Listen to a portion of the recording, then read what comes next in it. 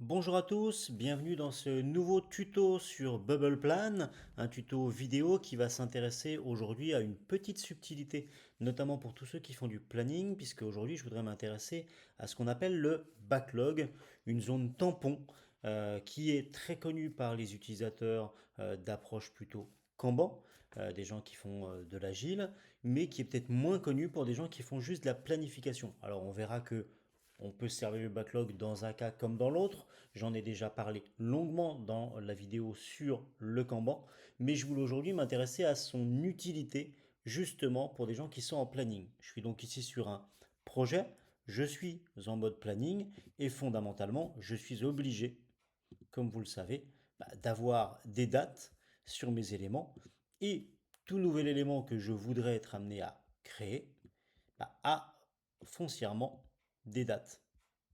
Ça m'arrange pas toujours, puisque pour le coup, je peux être amené, moi, justement, à avoir des choses à mettre en place, mais qui n'ont pas de date. Et donc, pour le coup, ça va être très pratique d'avoir ce backlog que je vais retrouver côté Kanban. Même s'il n'est pas actif, j'ai toujours cette colonne qui me sert de tampon. Et je vais donc pouvoir ici venir créer une nouvelle bulle. On va la mettre en couleur pour bien la repérer. Voilà. Tac. Je vais pouvoir l'appeler comme bon me semble. Hop, ça va être notre opération G. Et comme vous le voyez, elle n'a pas de date. Elle n'apparaîtra donc pas dans le planning. Je vais donc pouvoir ici mettre plein d'éléments qui seront à planifier plus tard. Et une fois que je sais quand elles ont lieu, mais que je m'en suis débarrassé, que j'ai retiré de la charge mentale, puisque je l'ai mis dans mon backlog, je vais venir tout simplement la planifier, venir dire, hop, elle a lieu de telle date à telle date, et comme vous avez vu, elle a disparu de mon backlog, elle est partie dans mon planning, mon opération G est planifiée. Voilà à quoi peut vous servir le backlog. Il peut aussi vous servir tout simplement à avoir des éléments de référence liés à votre ligne ou à toute subtilité. Je peux donc ici largement venir me faire une bulle référence qui sera toujours à cet endroit-là. Justement, pour m'en rappeler, je vais lui mettre un petit signet. Tac, celle-là, je ne veux pas la bouger. Et elle me sert finalement de description explicatif sur les missions. Voilà, tac. Et voilà, et ma bulle va rester toujours là. J'ai pas vocation celle-là, par exemple, à la projeter dans mon planning. Je veux juste qu'elle me serve tout simplement. Je travaille ici en vue planning, mais je veux donner du contexte à certains aspects, notamment à ce qu'est ma ligne exemple. Et donc pour le coup, je vais pouvoir, vu que j'ai pas de mémo sur ma ligne, créer une bulle de référence qui va me servir à exposer un certain nombre de choses et que je retrouverai facilement toujours ici. Elle ne bougera jamais, contrairement aux bulles que je mets dans le temps, puisqu'avant on avait tendance à mettre des bulles dans le temps qui étaient des bulles de référence en se disant celles-là j'irai les regarder plus tard, mais il fallait les retrouver.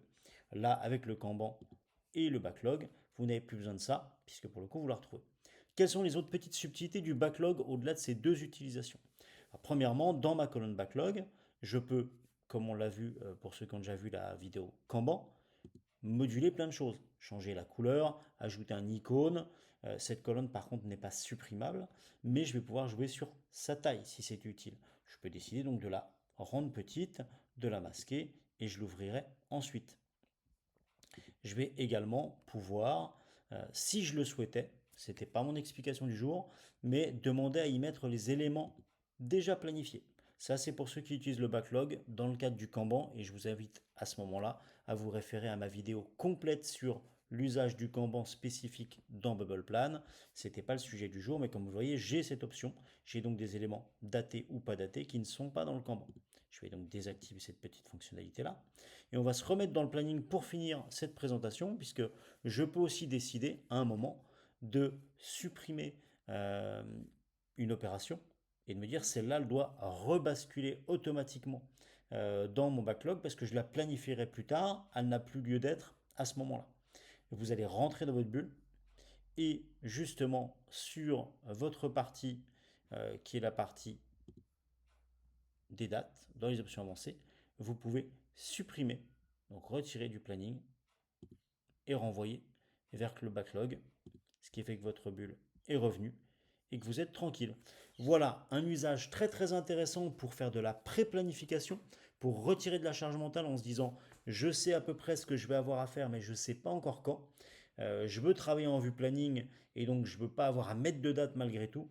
Ben voilà, le backlog, cette zone tampon qui va être magique pour plein de planificateurs. J'espère que ces informations vous auront été utiles et je vous retrouve très bientôt dans une prochaine vidéo en vous souhaitant une très bonne journée.